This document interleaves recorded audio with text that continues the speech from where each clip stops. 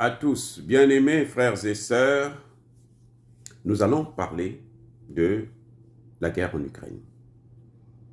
Nous allons parler de l'OTAN et nous allons parler de la Russie. Juste en quelques mots, hein, on ne va pas prendre beaucoup de temps parce que je n'avais pas prévu faire ce live.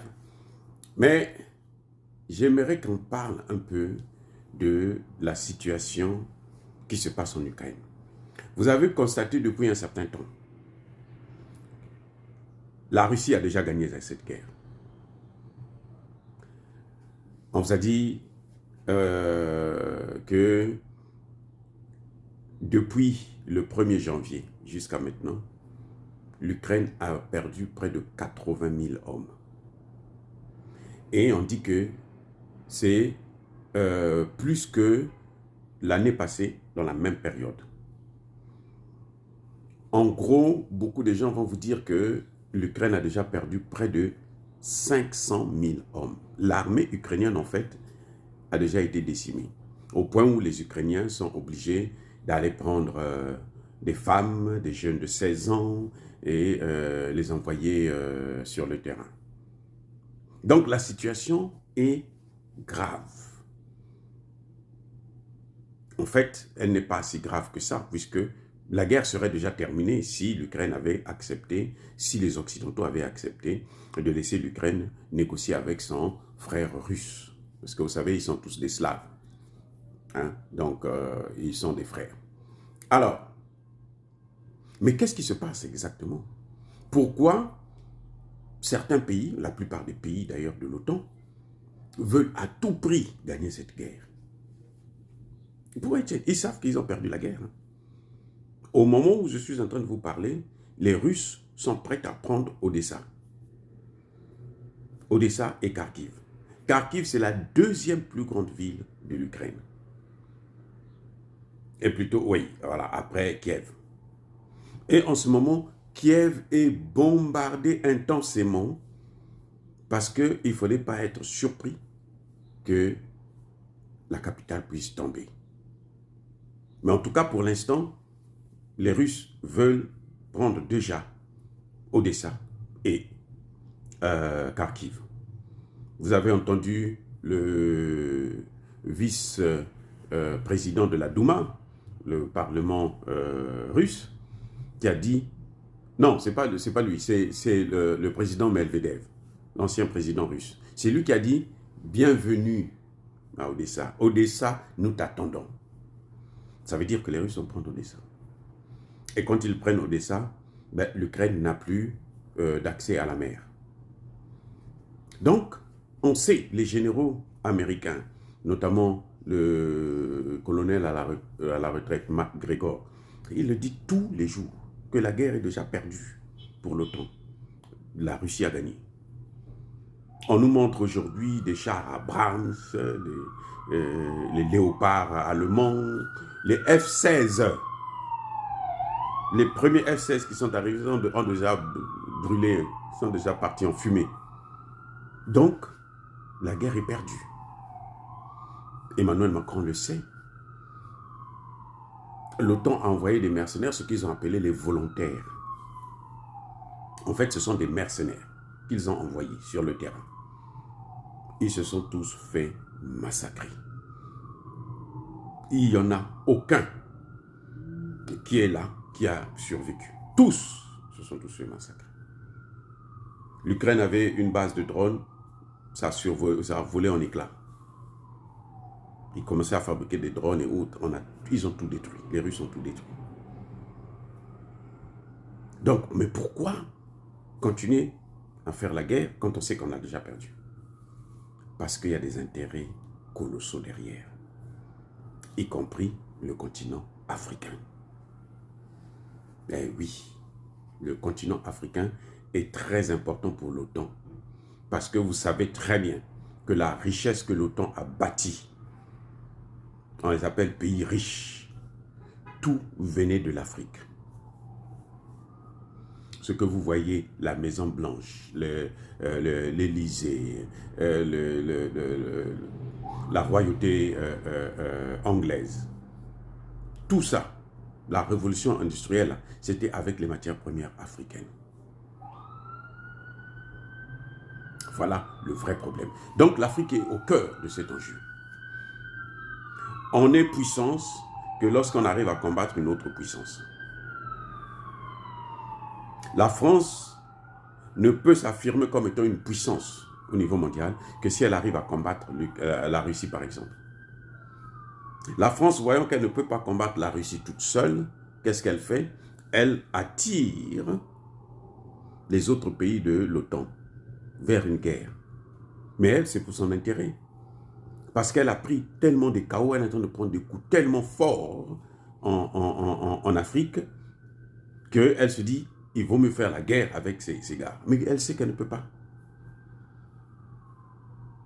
Donc l'intérêt de la France, c'est préserver ses intérêts en Afrique par la force.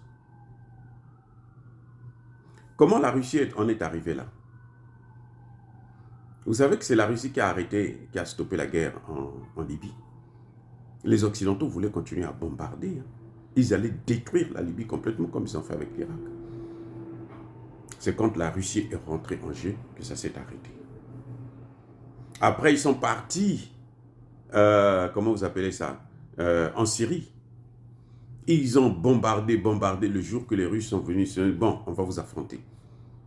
Les Russes ont compris que nous sommes capables de faire face à ces gens. C'est pour ça qu'il y a eu la guerre en Ukraine. Parce que les Russes savaient que nous sommes prêts à les combattre. Et ils se sont préparés pour les sanctions. Quand Poutine négociait, Poutine savait. C'est Poutine qui a dit que l'Occident, c'est l'empire du mensonge. Poutine savait qu'ils sont en train de mentir. Il savait que les accords de Minsk, là, c'est pour rien du tout. Ils ont un service de renseignement.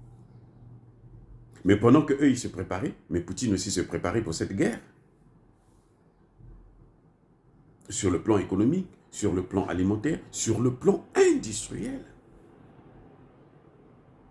Vous croyez que c'est le jour qu'il a déclenché la guerre en Ukraine, qu'il a négocié les accords du pétrole, vente de pétrole avec l'Inde et la Chine?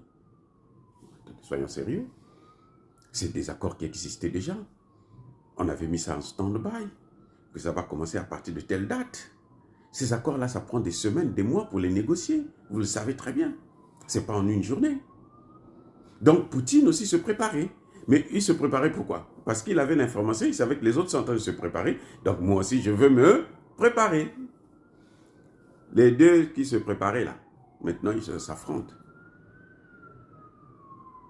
Le meilleur là, qui va gagner, celui qui va gagner cette guerre, c'est celui qui va emporter, qui sera la première puissance militaire au monde. Ça, c'est le premier enjeu. Deuxième enjeu, c'est celui qui dictera maintenant sa musique. C'est pour ça que vous voyez la Chine, l'Iran sont en train de soutenir, la Corée du Nord sont en train de soutenir la Russie. La Chine a un autre élément, c'est que les Chinois savent qu'après la Russie, ça va être Taïwan, donc la Chine. Donc pour les Chinois, c'est mieux que la Russie puisse arrêter ces gens-là depuis son sol. Comme ça, elle ne va pas s'encombrer avec une guerre de plus. Maintenant, le plus grand enjeu, c'est la vente d'armes. Quand on voit que la Russie est en train de brûler les chars Abrams, les F-16, qui est stupide, à moins d'être un Africain? Nos frères et sœurs, nos parents, eux, c'est des lèches machin. Bon. Qui est stupide pour aller acheter des F-16 qu'on est en train de voir brûler là? Qui ne sont pas capables de faire la différence. Toutes les armes occidentales ont été expérimentées en Russie. Les États-Unis et l'Angleterre ont même donné des bombes à sous-munitions interdites par les conventions internationales. C'est-à-dire une bombe qui contient d'autres petites bombes à l'intérieur, qui vous largue au moins plus d'une centaine de bombes dans un périmètre peut-être même de 5 km. Tout le secteur ne fait qu'exploser à n'importe quel moment. Ça n'a pas changé la donne. Mais donc, qu'est-ce qu'ils peuvent faire? Donc voilà, les Occidentaux ont tout à perdre. C'est pour ça qu'ils sont prêts à l'affrontement direct. Mais ce qui les embête, c'est l'arme nucléaire. C'est l'arme dissuasive. Et ils savent que si on se lance dedans, ben on va tous partir. En tout cas, eux. Parce que nous, on va aller en Afrique. Ils vont s'entretuer. On ne va pas les recevoir en Afrique. Personne ne va oser les recevoir en Afrique. Avec tout ce qu'ils ont fait en Afrique. Et s'ils perdent cette guerre, ils vont automatiquement perdre l'Afrique. Automatiquement. Ce sera la vraie décolonisation. Cette guerre-là est en train de sonner l'alarme de la véritable décolonisation du continent africain. Parce que Poutine a des relations gagnant-gagnant avec nous, de partenariat. Et Poutine sait que si eux, ils ont l'Afrique, ils peuvent se relancer encore industriellement. Donc, il faut les casser là où il y a les ressources, là où il y a les matières premières. Pour l'instant, il y a le Congo qui les sauve, parce qu'ils ont encore beaucoup de matières premières qu'ils exploitent là-bas. Et c'est pour combien de temps? Tshisekedi peut résister, mais en tout cas, le peu d'armes que Tshisekedi utilise, ce sont des armes russes. Ceux qui sont en train de faire le changement sur le terrain. Donc voilà, les amis, cette guerre, elle est vraiment très importante pour les Occidentaux. C'est une guerre qui, ils sont en train de jouer à leur avenir. C'est une guerre qui annonce le déclin de l'Occident. Le déclin des États-Unis. Bonjour Adama, bonjour Djar, m'a dit. Hey, donc c'est très important. Ils sont en train de partir là. C'est fini, c'est la mort de l'Occident.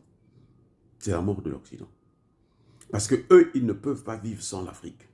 D'ailleurs, tous les rapports de ces pays, de l'Union européenne, du Parlement français, du Sénat français, tous, ils disent que l'avenir de la France, l'avenir de l'Europe, c'est l'Afrique. Mais écoutez, et notre avenir à nous, c'est où? C'est quoi? Non. L'avenir de l'Europe, là, c'est en Europe. L'avenir de l'Afrique, c'est en Afrique. Chacun doit être chez lui. Ils ont tout fait pour nous empêcher de nous développer. Ils ont tout fait pour nous empêcher de nous épanouir. Maintenant, ils se rendent compte que, eh ben, avec la Russie, ce que la Russie est en train de faire là, de plus en plus les pays s'approchent. Vous savez, on a beau dire ce que l'on veut, Tshisekedi a contacté Poutine. C'est Tshisekedi qui a contacté Poutine pour solliciter son aide. Eh oui.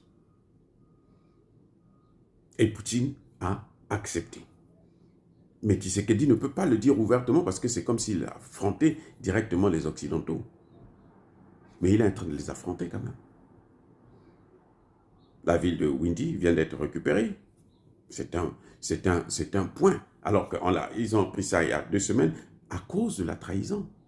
Tous ceux qui avaient trahi là ont été arrêtés, ils sont actuellement en prison. Tous les militaires qui avaient trahi pour donner la ville. De plus en plus, on est en train de les arrêter, ceux qui sont en train de trahir. Bref, en tout cas, nous devrons souhaiter, nous Africains, nous devrons souhaiter que la Russie puisse sortir de là gagnante. Parce que si elle gagne, ça y est, c'est fini.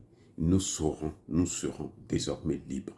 Parce que notre liberté dépend de la géopolitique mondiale.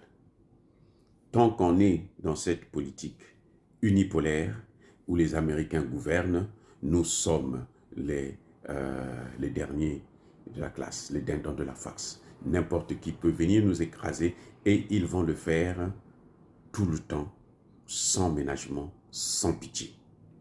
C'est donc à nous de prendre nos responsabilités. Et si Poutine gagne définitivement cette guerre, elle s'arrête et Poutine a gagné, nous allons vers le monde multipolaire. C'est dans ce monde-là que nous avons notre intérêt, parce que c'est à partir de là qu'on pourra revoir aussi les réformes de l'Organisation des Nations Unies. Moi, je dis aujourd'hui, on n'a pas besoin de réformes de l'Organisation des Nations Unies.